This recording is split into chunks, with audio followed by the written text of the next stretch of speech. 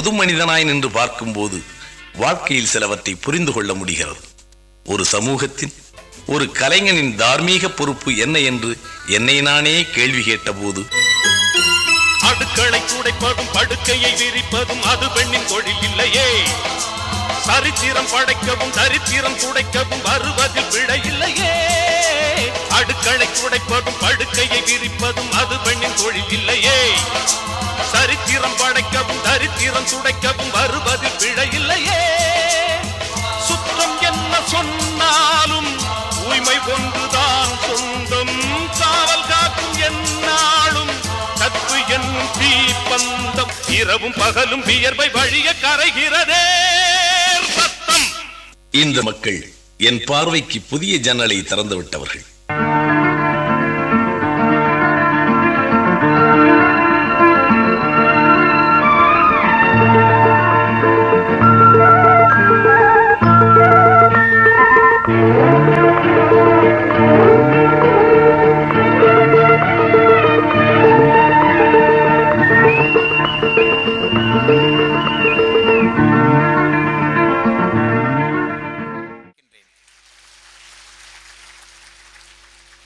என் இனிய தமிழ் மக்களே,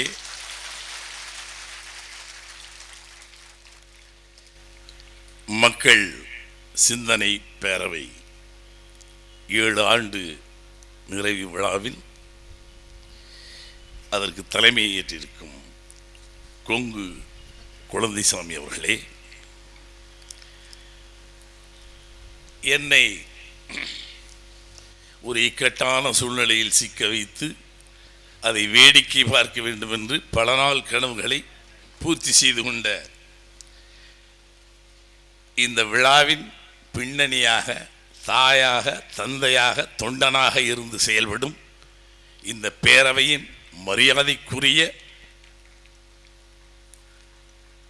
இன்றைய பேச்சிலும் சரி, இவருடைய காலத்தில் நான் இவரை கேள்விப்பட்ட முறையிலும் சரி,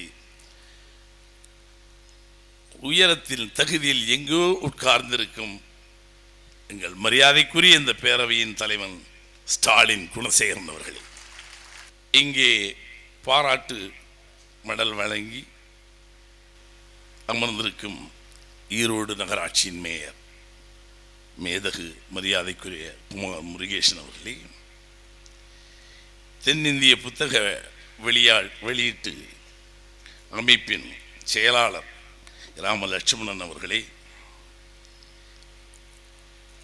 ஒரு சபையை எப்படி அடக்கி ஆள்வது, தமிழை எப்படி மழையாக கொட்டுவது பொழிவது என்பதை தெல்ல தெளிவாக உணர்ந்த, அரசு பணியில் உயரதிகாரியாக இருந்தாலும் பேச்சிலே தமிழில் அதிலும் அதிகமான உயர்வுக்கு சென்று இங்கே சொற்பொழி வளர்த்திவிட்டு அமர்ந்திருக்கும் எங்கள் மரியாதைக்குரிய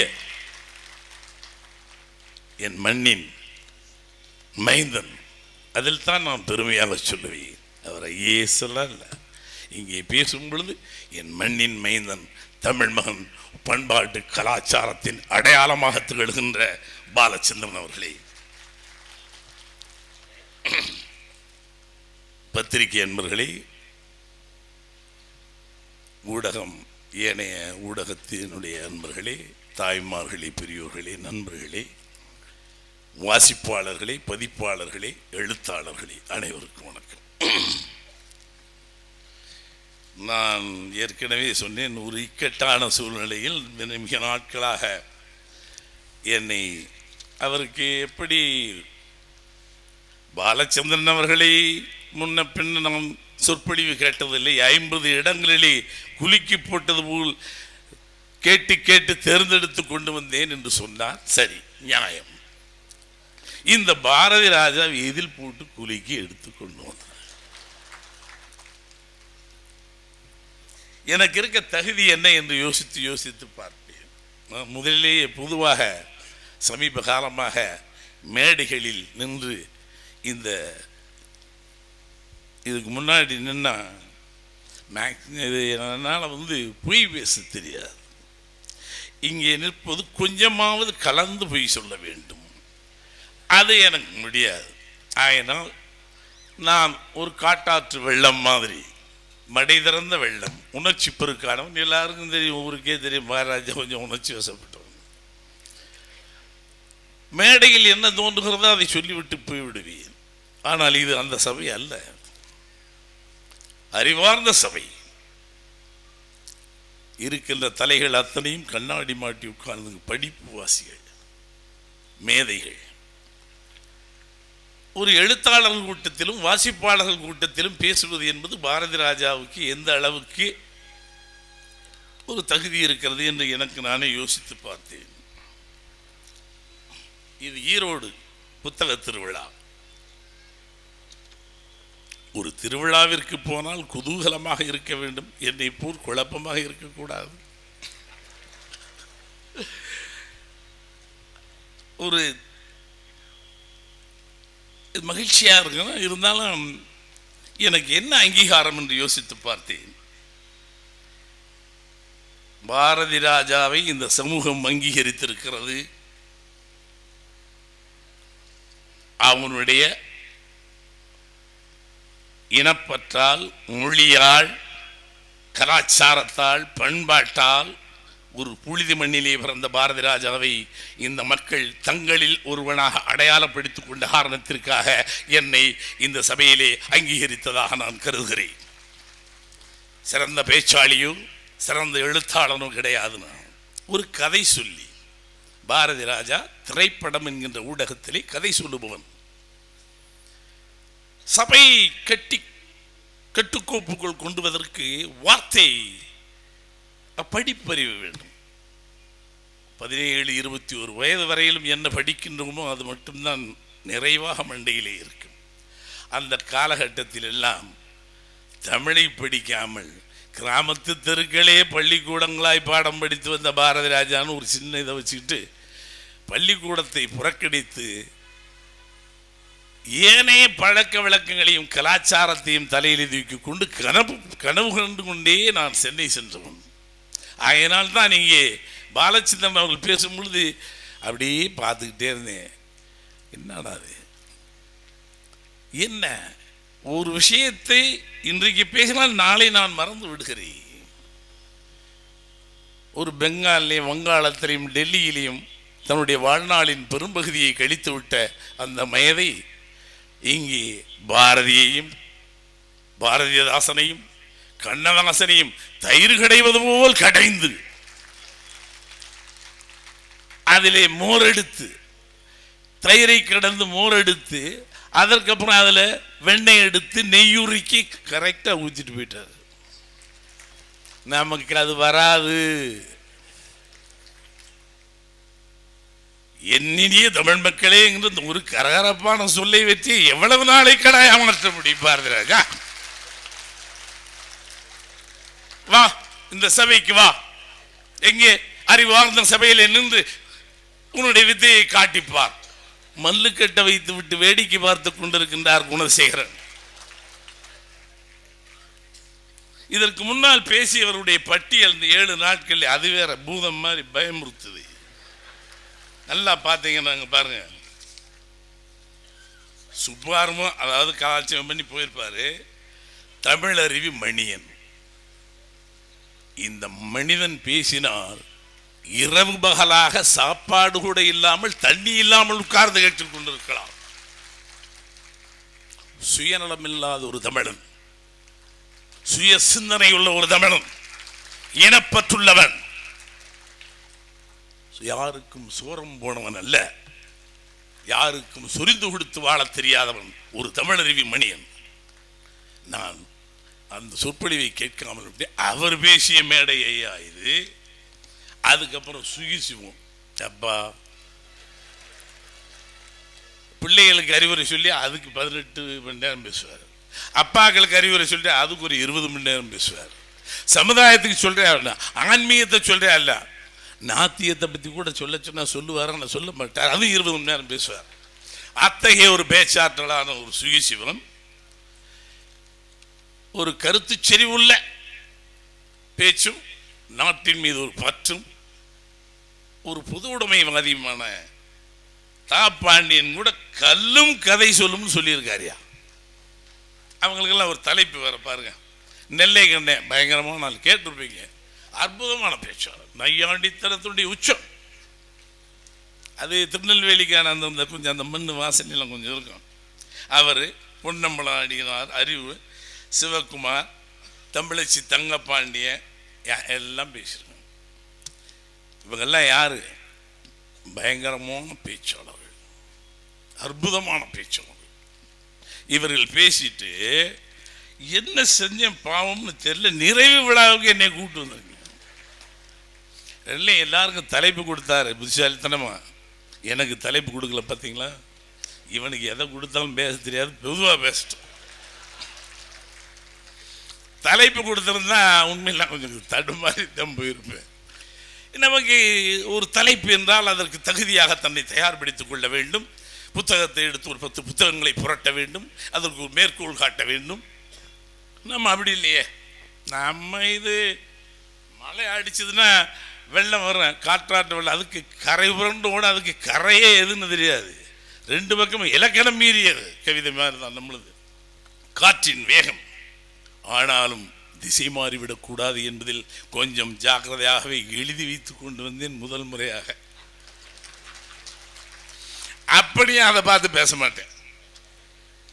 அது என்னுடைய பழக்கம். என்னன்னா, ஒரு ஒப்புக்காக எழுதி வைக்கின்றேனே தவிர அதை பார்த்து பேச வேண்டும் என்கின்ற ஒரு இது வராது.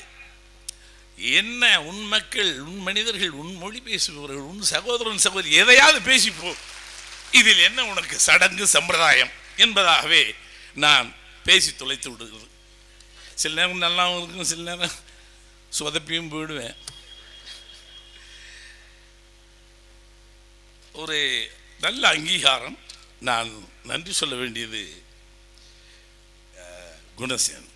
ஏன்னா எத்தனையோ சபைகள் இருக்கிறது, மேடைகள் இருக்கிறது, உலகம் முழுவதும் எல்லா நாடுகளிலும் தமிழ் சங்கங்களிலும் போய் பேசியிருக்கிறேன், எல்லா இடங்களும். ஆனால் இந்த சபை முற்றிலும் ஒரு வித்தியாசமான அறிவார்ந்த மக்களுடைய சபை. எந்த சுயநலம் இல்லாமல் அப்பழுக்கு இல்லாத குணசேகரன். எல்லாரும் சொன்னார்கள், எல்லாரையும் நீ அப்பழுக்கு இல்லை என்று சொன்னாய், உனக்கு இங்கே உறுதுணையாக நின்றவர்களை நீ முழுக்க முழுக்க அப்பழுக்கற்றவன். ஆகையினால் தான் உன்னை சுற்றி படிகார கற்களை சேர்ந்தது போல் அத்தனை பேரும் உன்னை நெருங்கி வந்து ஒட்டி இருக்கிறார்கள். ஒரு செயல்பாட்டில் தூய்மை வேண்டும். எந்த செயலுக்கும் ஒரு தூய்மை இருக்க வேண்டும். அது சாதாரண அமைந்துவிடும். எந்த ஒரு நோக்கம், சமுதாய நோக்கம், சமுதாய பார்வை, அது மட்டுமில்லாமல் இதெல்லாம் ஒரு பதிவு. குணசேகரனுக்கு வாழ்க்கையில் மிகப்பெரிய பதிவு. உன் ஆத்தாளப்பன் செய்த புண்ணியம். நீ ஒரு இயக்கத்தில் இருந்திருக்கலாம், அரசியல் இருக்கலாம், ஆனால் இத்தகைய அமைப்பு என்பது இந்த மண் செய்த புண்ணியம், நீ செய்த புண்ணியம். இல்லை என்றால் மாச்சரியங்களை மறந்து, கட்சி வேறுபாடுகளை மறந்து, ஜாதி வேறுபாடுகளை மறந்து, இனம், இலக்கியவாதிகள், தமிழ் ஒன்று சேர்ந்திருக்கின்ற ஒரு கூடாரத்திற்கு, ஒரு சிந்தனை கூடத்திற்கு தலைவனாக இருக்கின்றாய். வரலாறு உன்னை பற்றி பேசும். வாழ்க. ஏனென்றால் எனக்கெல்லாம் அதில் பெரிய புண்ணியம். இத்தகைய மேடைகளில் என்னை பேச அழைத்தது என்பது மிகப்பெரிய பாக்கியமாக நான் கருதுகிறேன். கொஞ்சம் பயந்தேன். ஏன்னா நான் சின்ன வயதிலே சினிமாவிற்கு அடியெடுத்து வைத்த உடனேயே வாசிப்புகள் நின்று விட்டது. சின்ன வயதில் மிகப்பெரிய படிப்பேன். நாங்கள்லாம் சின்ன பையனாக இருக்கும்போது அப்பெல்லாம் கல்கண்டு, டமாரம், டும் டும் பத்திரிகையில் இப்படிலாம் வந்து பாக்கெட் எடிஷன் மாதிரிலாம் வரும். இங்கேருந்து நேராக போய் தேவி ஸ்டோர்னு தேனியில் ஒன்று உண்டு, அங்கே போய் உட்காந்துட்டு அந்த கல்கண்டு எப்போ வரும், அதில் வர தமிழ் சங்கல்லாள், மாணிக்கம், கத்திரிக்காய் எல்லாம் அது எங்கள் கூட வாழ்கிற மாதிரி இருந்து ராத்திரிக்கெல்லாம் தூங்குறதே கிடையாது. அதற்கப்புறம் அகிலன், பார்த்தசாரதி, கல்கி, ஜெயகாந்தன், என் வாழ்வை வளப்படுத்தியவர்கள் இவர்கள். இன்று திரையுலகிலே நான் கொஞ்சமாவது என் கற்பனையும் உணர்ச்சிகளையும் அங்கே போட முடிகிறது என்று சொன்னால் எனக்கு வித்திட்டவர்கள் அவர்கள். ஜெயகாந்தனும் அகிலனும் பார்த்தசாரதியும். அன்றைக்கி லைப்ரரியில் போய் உட்காந்த கிராமம், சின்ன ஊர். அந்த லைப்ரரி புஸ்தகம் ஒழுங்காக கொடுக்க மாட்டான், மூஞ்சி பார்ப்பான், உனக்கெல்லாம் இதை படிக்க தெரியாதுன்றான். இல்லைங்க கொஞ்சம் புரியுங்க அப்படின்னா, நீ எல்லாம் பார்த்தசாரதி படித்து உனக்கு தெரியுமா பார்த்தசாரதின்னா தெரியுங்கன்னு கையை கட்டியே கேட்டு கெஞ்சி வாங்கிட்டு போய் படிப்பேன். நான் பார்த்த சாரி அவனுடைய அரவிந்தனும் பூரணியும் அதை போன்ற ஒரு கதாநாயக நாயகியாக, ஒரு இலக்கிய கதாநாயகனாகிய வாழ வேண்டும் என்றெல்லாம் ஆசையை தூண்டியவன் பார்த்த சாரதி. பொன் விலங்கு, கை விலங்கு. ஜெயகாந்தன் இன்றளவும் என்னை ஒரு உணர்ச்சிபூர்வமாக இந்த சமுதாயத்தை ஒரு தூண்டியவன், சிந்திக்க தூண்டியவன் ஜெயகாந்தன். ஜெயகாந்தன் நிறையா அவரை 1962 பார்த்துட்டேன் ஜெயகாந்தனை. அவர் போயிட்டு தொட்டுட்டு இருந்தால் சில்க் சட்டை எப்படி தொட்டு பார்ப்பேன், பெருமை. ஜெயகாந்தன் தொட்டாச்சு. அவருக்கு அது பின்னாடி நான் பல முன்னாடி சொன்னேன், ஐயா நீ மதுரை மங்கமாசனத்தில் 1962 பா ஜீவானந்தன் தலைமையில் கலை இலக்கிய மாநாடு நடக்குது எங்கே மதுரையில். அப்போ எல்லாம் தாப்பாண்டியெல்லாம் ஸ்டூடெண்ட். சிவகாம சுந்தரி அம்மாள், தாப்பாண்டியன் கல்லூரியை விட்டு வந்த காலங்களில். அப்படின்னா என் வயசை பாருங்க எப்படின்னு. நான் இளையராஜா, பாவல வரதராஜா உட்கார்ந்து அந்த காலகட்டத்தில் பொது உடைமைவாதியாக இருந்து கொண்டு நாடகங்கள் போட்டு கொண்டிருப்பேன் பள்ளி இறுதி நாட்களில். அப்போ நான் ஜெயகாந்தனை பார்த்து அந்த மாதிரி அவர் எங்களுடைய நாட்டு பாடலாம் சொல்லி கேட்பார். நாங்கள் சென்னைக்கு வரலான் இருக்கோம். உங்களை மாதிரி நிறையா பேர் அங்கே இருக்காங்க, காணாமல் போயிடுவீங்கன்றார். அது சொன்னதனால் மறுபடியும் ஒரு வேகம் கிளம்பினான் மனிதனுக்கு. அந்த வேகம் அதெல்லாம் முடிவெடுத்து பார்த்து விடுவது சென்னை என்னன்னு. வீட்டில் என்னை பைத்தியக்காரன் வேற கூப்பிடுவாங்க. வீட்டில் என்ன கதை படைச்சிக்கிட்டு என்னமோ பேசுகிறான், அவனே பேசிக்கிறான், அதை தூக்குறான், இதை தூக்குறான். விடிய விடிய கல்கியை எழுதிய பொன்னியின் செல்வனை 7 நாட்கள் உட்காந்து படிச்சுட்டு இருக்கேன். ராத்திரிக்கும் பகலைக்கும் முட்டை விளக்கப்பேன். எங்கள் ஊரில் கரண்ட்டுங்க இருக்காது. என் வீட்டில் குடிசையில் ஓட்டையில் நான் வெளிச்சம் சல்லுன்னு உள்ளே வரும். பொருளாதாரத்தினுடைய மிக பலவீனமான நாட்கள் அந்த நாட்கள். இன்றைய சமுதாயம் எவ்வளோ முன்னேறி இருக்கிறது. அந்த காலகட்டத்தில் ஒரு முட்டை விளக்க வச்சுட்டு அதில் உட்காந்து படிப்பேன். இப்படில பாரு, இப்படி ஒரு பேமானி பையில பற்றி வச்சுருக்கேன் பாரு. ராத்திரி என்னத்தடா அவன் படிக்கிறானோ. நம்மளுக்கு படிக்க படிக்க வந்தியத்தேவனோடையும் குந்தவையோடும் வாழ்ந்து கொண்டு இருக்கிறோம், நந்தினியோடு வாழ்ந்து கொண்டு அடரடா ஆழ்வார்க்கடியான். ஏதோ ஒரு காலகட்டத்தில், ஒரு சரித்திர காலகட்டத்தை அப்படியே நாம் ஒரு 500,000 ஆண்டுகளுக்கு முன்னால் போவது போலே இருக்கும். அற்புதமாக எழுதியிருப்பார் கல்கி. அப்படியே உள்ளே போயிடுவோம். வீட்டில் திட்டுவாங்க. இதுக்கப்புறம் ஒரு ஆசை வருகிறது, நாடகம். அதற்கு பின்னால் ஒரு நாள் கொஞ்சம் பைத்தியக்கார மாதிரி என்ன அனுப்புகிற மாதிரி தெரியல அவங்க. ஏன்னா நான் இப்போ வேலை பார்க்குறேன், மலேரியா எராடிகேஷன் சொல்லி மலேரியா ஒழிப்பு திட்டத்தில் வேலை. எல்டிசி கிளர்க்குக்கு அந்த காலத்தில் 80 ரூபா சம்பளம், லோயர் டிவிஷன் கிளர்க். எனக்கு 120 ரூபா சம்பளம். அதுவும் ஊரில் எஸ்எஸ்எல்சி முடிச்சு 15 நாள் ஏதோ படித்தவன். எங்கள் அப்பாவுக்கு எப்படி இருக்கும், இந்த நாய் 100 ரூபா சம்பளத்தை விட்டு எங்கேயோ போகணுங்கிறானே, பிச்சு கொண்டுருவேன். சரி சரி. எங்கள் அம்மா சொல்லி போதேன், கொஞ்சம் இருடா, கொஞ்சம் நாள் கழித்து போகலாம் அண்ணுவான். என்னத்தை நான் கிழவனாயா போகிறது? என் வாலிப முறுக்கு எழுதும் பொழுதே நான் போய் சேர்ந்து அங்கே வெற்றி கொடி ராஷ்டிரம் நம்ம பெரிய பீத்தல் பீசுறது. எதுக்காக சொல்கிறேன்னா, ஒரு அந்த காலகட்டத்தில் அப்படி இருந்து கொஞ்ச நாள் கழித்து பைத்தியமாக நடிக்க ஆரம்பித்தேன். எங்கள் அம்மா ஒரு தாய் பார்த்தா, மகனே இதுக்கு மேலே வழி இல்லைன்னு எங்கள் அப்பாவுக்கும் தெரியாமல் ஒரு 300 ரூபா கந்து வெட்டிக்கு வாங்கிட்டு வந்து ஒரு பெட்டி, 3 பேண்ட்டு, 3 சட்டை, 6 சிசர் பாக்கெட், டப்பா 6 சிசர் பாக்கெட்டு, ஒரு சோப்பு டப்பா வச்சு கொட்டும் மழையில் என்னை கொண்டு வந்து ஒரு லாரிக்காரன் தான், அந்த ஒரு லாரிக்காரன் பேசி, இன்னார் புள்ளப்பா கொண்டு போய் அங்கே விட்டுரு ஏறி அனுப்பித்தாள். என் வரலாறு அங்கே ஆரம்பித்தது. எதுக்காக சொல்றேன்னா, எனக்கு படிப்பித்தது என் தாய், பள்ளிக்கூடம் அல்ல.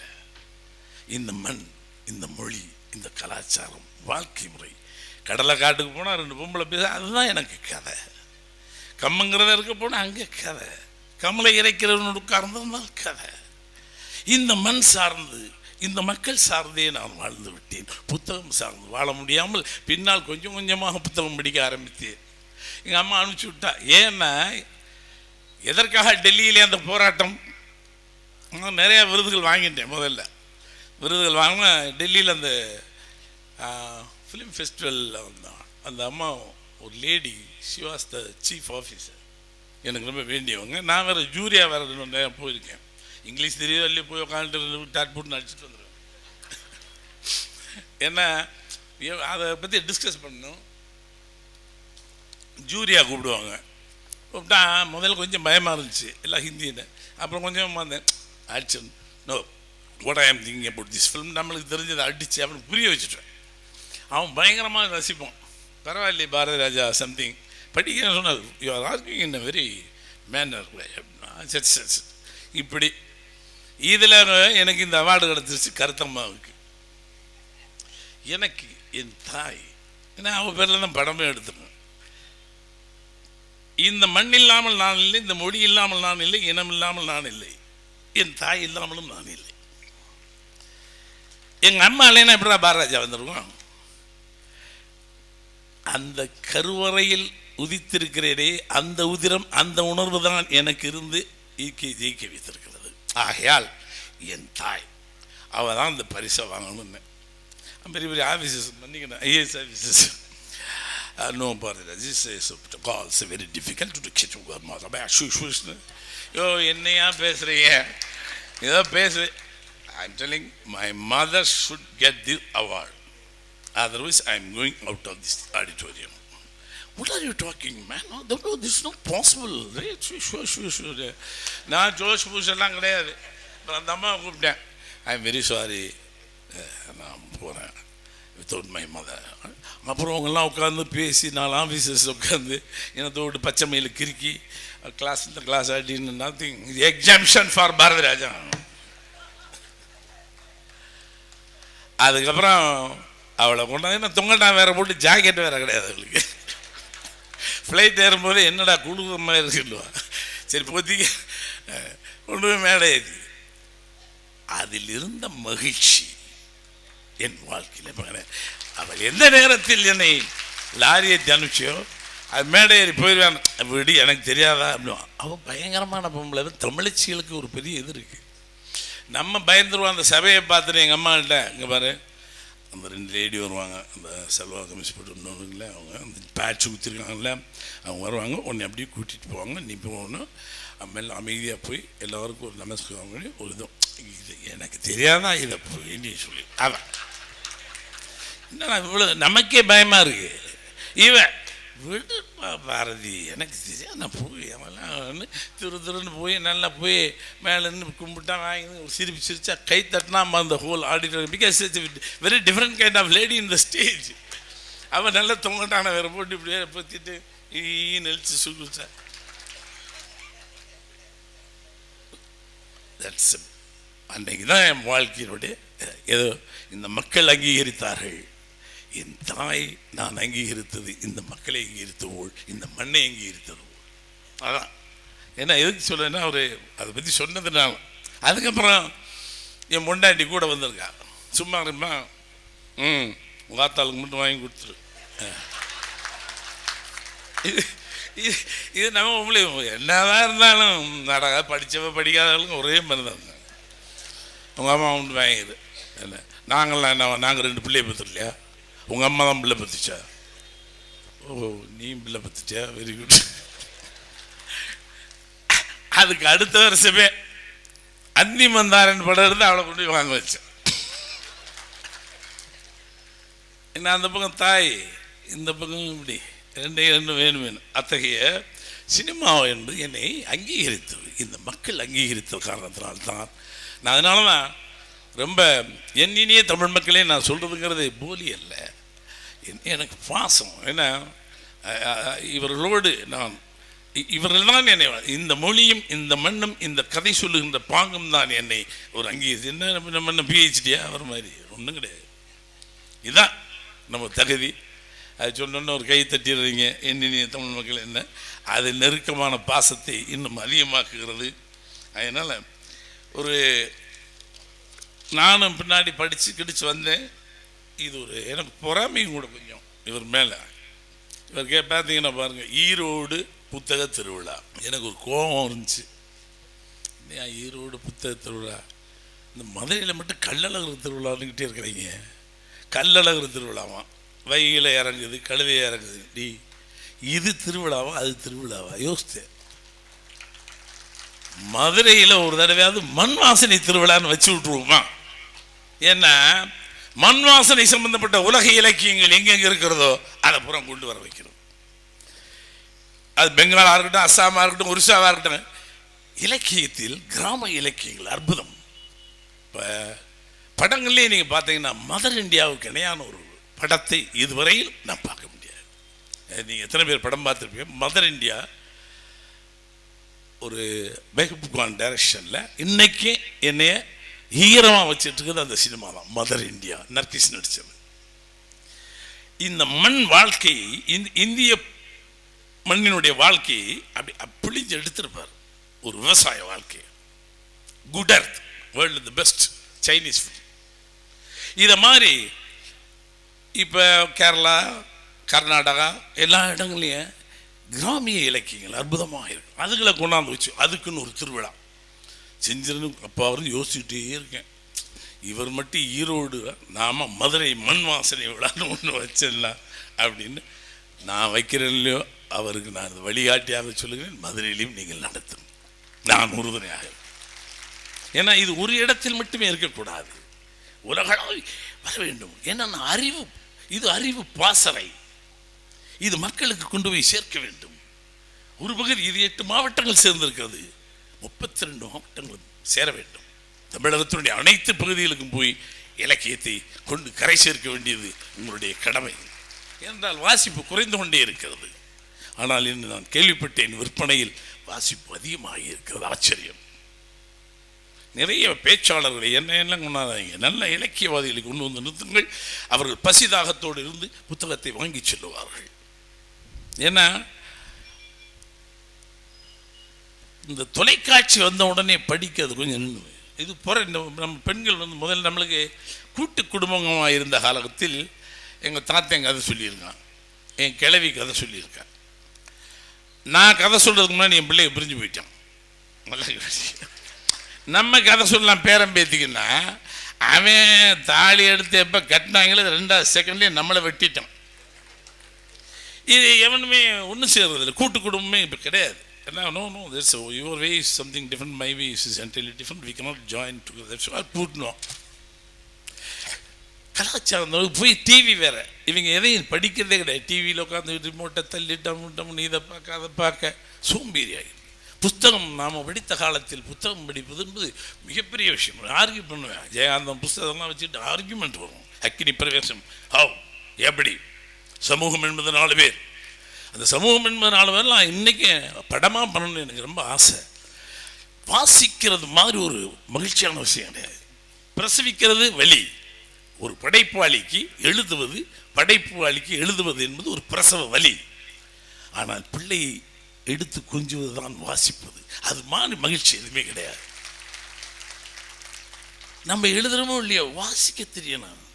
வாசிப்பது போல் நீ ஒரு வாழ்க்கை தான் வாழ்கின்றாய் உன் பெயருக்கு. ஆனால் நீ 1000 புத்தகங்கள் படித்தால் 1000 முறை இந்த பூமியில் வாழ்ந்தது போல் இருக்கலாம்.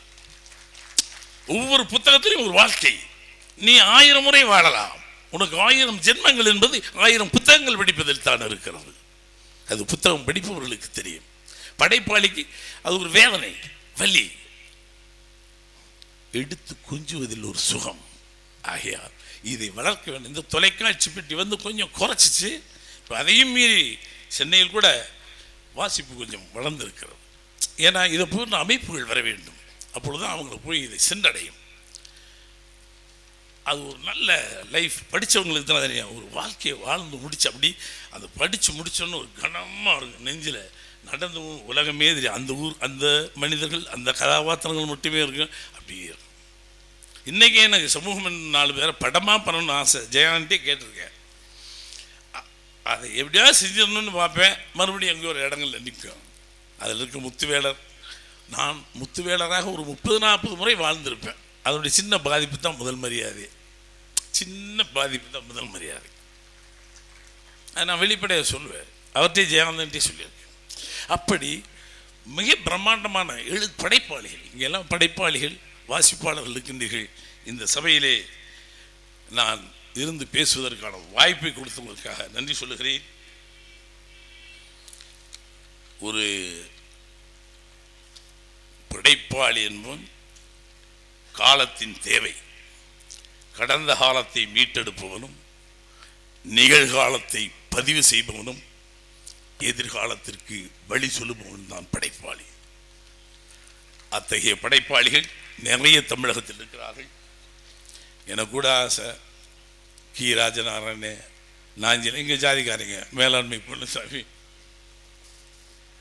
இதுக்கெல்லாம் நம்ம மாதிரி சட்டிப்பட்டி, பானை, ஆத்தாங்கரை, கள்ளிச்செடி, கரிசக்காடு, இப்படி இதை மீறி அறிவாளிகள் இருக்கார்கள். அவர்களும் சிறந்த எழுத்தால் நாஞ்சில் இதெல்லாம் நிறைய படிக்கணும்னு ஆசைப்படுவேன், அப்படி வாங்கி வாங்கி வச்சுட்டு.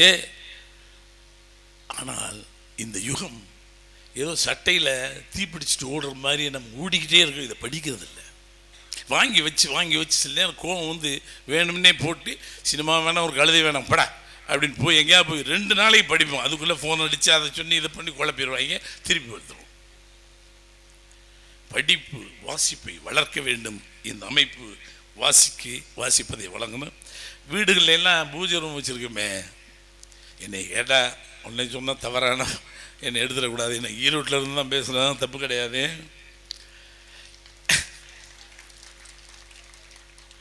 நீங்கள் வீடுகளில் பூஜை என்பதற்கு பதிலாக புத்தகங்களை வாங்கி வைத்து பிள்ளைகளை அதில் உட்கார வையுங்கள்.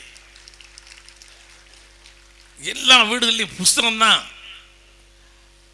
உனக்கு கும்பிடணும்னு நினைச்சா ஏதோ ஊதுவிச்சு அந்த புஸ்தகத்தை கும்பிடு, பேசாம ஒரு சூடத்தை கொளுத்தி புஸ்தகத்தை காட்டி விட்டு கூட படி. அப்படி செய்தால் இந்த நாடு ஒரு 10 ஆண்டுகளில், இந்த இளைய தலைமுறை வளர்ந்து வரும் இன்னும் 15-20 ஆண்டுகளில் மிகச்சிறந்த ஒரு இலக்கிய பூமியாக, எழுத்தாள பூமியாக, சிந்தனை பூமியாக மாறுவதற்கு வாய்ப்பு இருக்கிறது.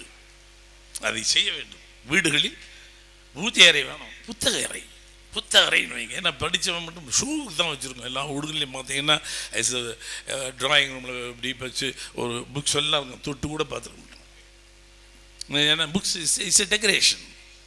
அங்கே ஒரு ஃப்ளவர் வேஸ் வச்ச மாதிரி, இங்கே ஒரு கட்டன் தூங்கின மாதிரி புத்தகங்கள். படிக்க வேண்டும், படிக்க தூண்ட வேண்டும். பதிவு, வாழ்க்கைங்கிறது ஒரு பதிவு வேணும். இது ஒரு அற்புதமான பதிவு. ஒரு வாழ்க்கை ஒவ்வொரு மனிதனும் பிறந்த பரம்புக்கு ஏதாவது ஒன்றை செய்து விட்டு போக வேண்டும். இல்லை என்றால் என்ன, சாப்பிட்டோம், தின்னோம், வளர்ந்தோம். நான் கூட யோசிப்பேன், என்னென்ன ஓரளவுக்கு ஏதோ பண்ணியிருக்கோம், அட்லீஸ்ட் ஒரு தடையை விட்டு போகிறேன். ராஜநாராயணன், அகிலனும், பார்த்த சாரதியினம் விட்டு போகிறார்கள், ஜெயகாந்தன் விட்டு போகிறான். படைப்பாளிகள் பதிவு செய்ய வேண்டும். காமராஜர் கூட அருமையான பதிவு தான், கக்கன் அருமையான பதிவு தான். மக்கள் மத்தியில் என்ன சமூக சேவை, சமூக சிந்தனை வேண்டும். அதுபோல் என்ன பிறக்கிறோம், எதுவுமே உங்களுக்கு சொந்தம் கிடையாது. நம்மளுக்கு நல்லா கவனிச்சிங்கன்னா, பிறக்கிறதுக்கு முன்னாடி அம்மா வயிறு, அது நம்ம அங்கே வாடகை, அங்கேருந்து வெளியில் வரணும். First touch off the light and air, அது நம்மளது இல்லை, இயற்கை. இதுக்கப்புறம் அம்மா பால் கொடுத்து வளர்க்குறான். கொஞ்ச நாள் ஆகுது, நம்ம என்ன பண்ணுறோம், கொஞ்ச நாள் கழித்து பேர் வைக்கிறான், மொட்டை போட்டு அதை தான் கொடுக்குறான். நம்ம இல்லை அண்ணா கயிறு போடுவாங்க. கொஞ்சம் பள்ளிக்கூடத்துக்கு போனால் வாத்தியார் சொல்லி கொடுப்பாரு. யார் பிறர் சொல்லித்தான் நம்மளது எதுவுமே இல்லை. கடைசியில் எல்லாம் உண்டு.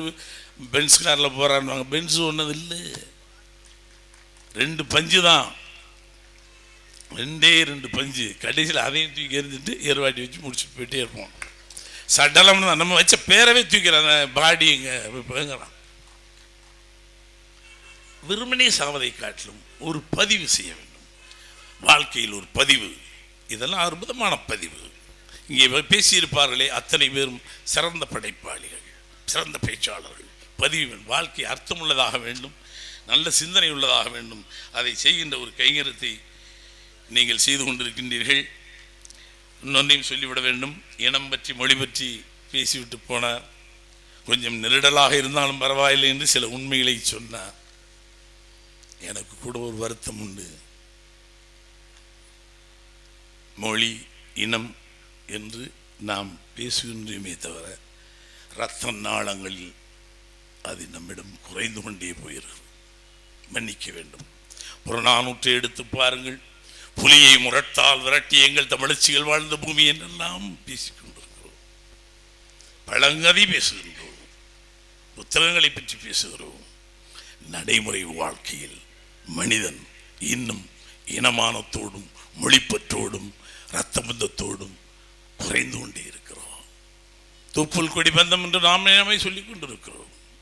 ஆனால் ஒன்றை சொல்லிக் கொள்கிறேன், வருத்தமாக இருக்கிறது.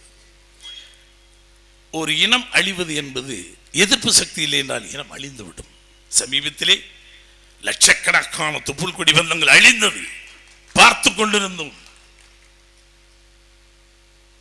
அந்த பாவம் யாரையும் சும்மா விடாது, அவர்களை அந்த இடத்திலே வைக்கும். லட்சோப லட்ச மக்களுடைய அந்த ஆவி சும்மா விடாது, அதை கண்கூடாக பார்ப்பீர்கள். நமக்கு யாருக்காவது இங்க இது வந்துச்சா ஃபீலிங்? ஏன் வரல? மன்னிக்கணும். தமிழ்நாடு ஒன்று மட்டும்தான் கலப்பட பூமி. இதை சொல்லுவதால் தவறாக இருக்கக்கூடாது. ஈரோட்டிலிருந்து பேசுகிறேன். திராவிடம் என்ற ஒரு சொல்லை வைத்துக் கொண்டு 40-50 ஆண்டாக தமிழ் புதைக்கப்பட்டிருக்கிறது என்று கூட நான் சொல்லுவேன். ஒரு கர்நாடகத்தில் நீ முளைக்க முடியாது, கேரளாவிலே நீ முளைக்க முடியாது, ஆந்திராவிலே நீ முளைக்க முடியாது. ஆனால் இங்கே எந்த பயிர் வைத்தாலும் முளைக்கிறது. நாம் பறந்து விரிந்த மனப்பான்மையுடன் தமிழன் இருக்கிறான், வாழ்க. ஆனால் யார் வேண்டுமானாலும் இந்த பூமிக்கு வா, வியாபாரம் செய், எல்லாமும் ஆகியிரு. இந்த வீட்டுக்கு ஒரு தலைவன் தான் இருக்க வேண்டும், அவன் இந்த மண்ணின் மைந்தனாக மட்டும் தான் இருக்க வேண்டும் என்பதை ஏன் நமக்கு தோன்றவில்லை? அந்த வருத்தம் எனக்கு உண்டு. ஏன்னா நம்ம படித்தவர்கள் செய்யும் இதெல்லாம். பல இலக்கியங்கள் பேசுகிறோம், அதை பேசுகிறோம். தமிழன் கொஞ்சம் இன்னைக்கு சினிமாவில் மாற்ற முடியல சார். தமிழ்நாடு திரைப்பட இயக்குனர் சங்கம் என்று போராடுவதற்கு 7 வருஷம் போராடி பேரை மாத்துறேன். தென்னிந்திய திரைப்பட இயக்குனர் சங்கம் தான் மாற்ற முடியாதுட்டான். தென்னிந்திய திரைப்பட வர்த்தக சபை தான் இன்னைக்கு வரைக்கும் இருக்கு, தமிழ்நாடு வர்த்தக சபை இல்லை. எம்ஜிஆர் ட்ரை பண்ணி பார்த்தார், தோத்தார்.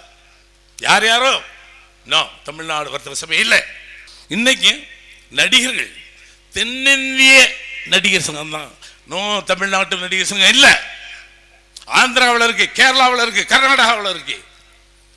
முல்லை பெரியாரையும் காவிரி நீரையும் என்னைக்கு நீங்க வாங்குறது? இங்கே விடுந்த முல்லை பெரியாரும் காவிரி நீருக்கும் எல்லாம் ரொம்ப வெந்து நொந்து நூலாயிட்டோம்.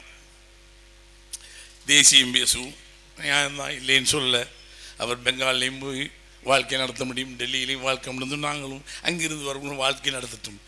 எங்கள் உரிமைகளை கூட நாங்கள் இழக்குகின்றோமே, அங்குதான் வேதனையாக இருக்கிறது. நல்ல படைப்பாளிகள், இலக்கியவாதிகள் இந்த சபை உள்ளே நுழையும் பொழுது, ஒரு திருமணத்திற்கு உள்ளே வந்தால் கட்சி வேறுபாடு இல்லாமல் வருகிறான். தன்னுடைய கொள்கைகள் எதுவாக இருந்தாலும் சரி, ஒரு கோயிலுக்கு வருகிறவன் எல்லாவற்றையும் திறந்து விட்டு தூய்மையாக வருகிறான். இந்த சிந்தனை பேரவைக்கு வருகின்றவர்கள் தூய்மையாக, கட்சி வேறுபாடு இல்லாமல் கொள்கைகளை தூக்கி எறிந்து விட்டு இலக்கியவாதியாக, சிந்தனைவாதிகளாக இங்கே வருகிறோம். உங்களுக்கு தார்மீகமான கடமை இருக்கிறது. நீங்க கட்சி கூடாரத்தில் எது வேணுமான இருங்கள். பொது சமுதாய வாழ்க்கையில் நீங்கள் எந்த நிமிடத்திலும் அநீதிக்கு புறம்பாக எதிர்குரல் கொடுங்கள். நான் சொல்லுவேன், ரோட்டரியாகட்டும், லைன்ஸாக இருக்கட்டும், இந்த மாதிரி அமைப்பாக இருக்கட்டும், கட்சி சார்பில்லாமல் உங்கள் கொள்கைகளை தூக்கி எறிந்து விட்டு மனிதனாக நின்று போராடுங்கள். தமிழன் ஜெயிப்பா என்று கூறி விடைபெறுகிறேன். நன்றி, வணக்கம்.